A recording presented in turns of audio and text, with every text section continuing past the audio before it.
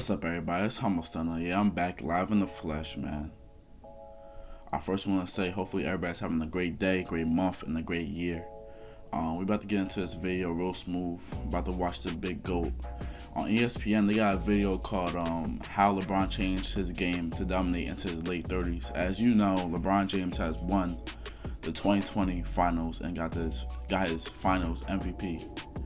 And why not watch a video of how he changed his game to dominate? Because he is the best player and the GOAT. I mean, not the best, the greatest of all time. So why not watch how he developed? His birthday's coming around real soon at the end of December. It's December 30th, entering his 18th season. And free agency is going on right now, and the draft just happened. So basketball is coming into season. And like I said, December 22nd is the start of the NBA season. So we got to get into this real soon. Make sure you like, comment, subscribe, and click that notification bell. I know you see it there. Stop playing. About to get into it right now. 3, 2. About LeBron James. He's clearly among the best players of all time, but at 35, the NBA's all-time leading playoff scorer is still finding new ways to optimize his game.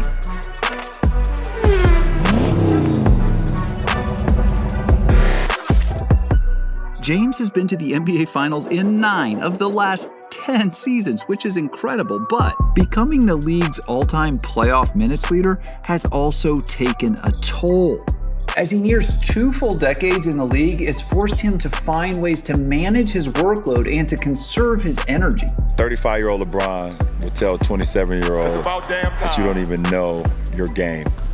You haven't even scratched the surface. LeBron is an elder statesman now, and as such, he picks his spots more than ever. Woo! Wow! He has learned to pace himself and to preserve himself in ways that enabled him and the Lakers to triumph in the bubble.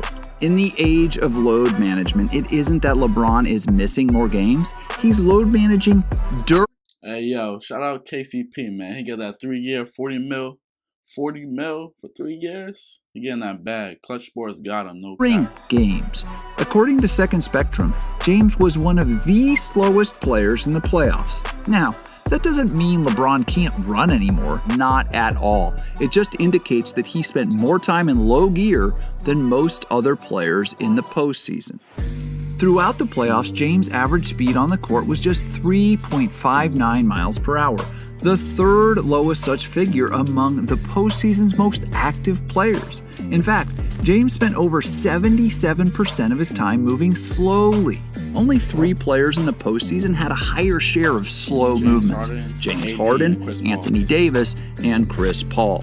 Again, this does not mean the king can't move anymore. The slow average just indicates that he chose to spend a huge amount of his time barely moving. He rests and conserves his energy so that when he decides to hit the turbo button, he has this gear at his disposal.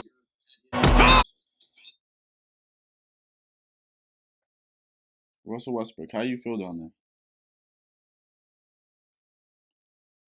How does he feel down there, man? LeBron, say it with your chest! It's a similar story on defense, where James has been called out in recent years for an apparent lack of effort. Some of that is surely schematic, and the data suggests he's still above league average on that end. But it's not absurd to think he recharges by taking it easier on D until he chases down some poor soul. Look, LeBron's 2020 playoff run proved that the King is still the best player in the world when it matters most. But that's only true because he's creating efficiencies, and it shows up in his stats. Let me give you 2 key pieces of evidence that prove that this old King is a different animal than the young buck that's dominated the league since 2003. Exhibit A, his shot selection. Even though LeBron is still one of the best scorers on earth, he's getting his points in different ways. He's taking more threes than ever, and he's attacking the rim less. Over the course of his career, just 22% of James's shots have come from downtown. But this season, he set a new career high by launching 32.6% of his shots from beyond the arc. When he won his first title with Miami in 2012, he made 22 threes in that postseason run. In this year's playoffs, he doubled that figure, sinking 44 triples. James made a respectable 37% of his threes during the postseason, and the simple fact that he can and will make threes at this level in his 18th season and beyond will help him extend his career. He'll take a three. LeBron James will hit a three. Wow. Oh, how about it, LeBron James? Let's face it, threes are easier on the body than the ferocious downhill rim attacks that James has used to generate his points for most of his seemingly endless prime. During his last playoff run in 2017-18, James averaged 22.8 drives per 100 possessions. This year, that figure fell all the way down to 16.8. By trimming out his drives to the rack, James is earning fewer trips to the free throw line. During the regular season, he logged the lowest free throw rate of his career, and during the playoffs, he put up the fourth lowest free throw rate of his 14 postseasons. But make no mistake, James hasn't retired from dominating the paint. He's just picking his spots more carefully. He attempted 212 shots in the paint this postseason, easily the most in the league, but by no means his career high in that category.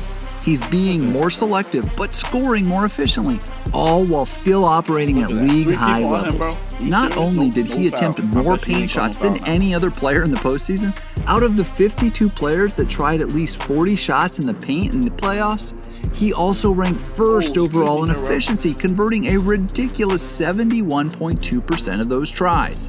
At 35, James is still unmatched in efficiency and volume as an interior scorer, especially when it counts most. When the Lakers needed buckets down the stretch, he could still get them at will by overpowering younger defenders who were no match for the guy near the rim. Man, he put Rondé Hollis Jefferson in the weight room. He's not clutch. Exhibit B, the dimes. Aside from shot selection, the other huge recent shift in James' offensive game involves his passing. James has always been a phenomenal passer and an unselfish player, but this season he took that to brand new heights. For the first time in his career, he led the NBA in assists, logging 10.2 assists per game. Look at all these dimes. These assists are a vital component of James' ability to stay fresh on the court. Instead of fighting his own way to physical baskets in the paint, he's putting more trust in his teammates.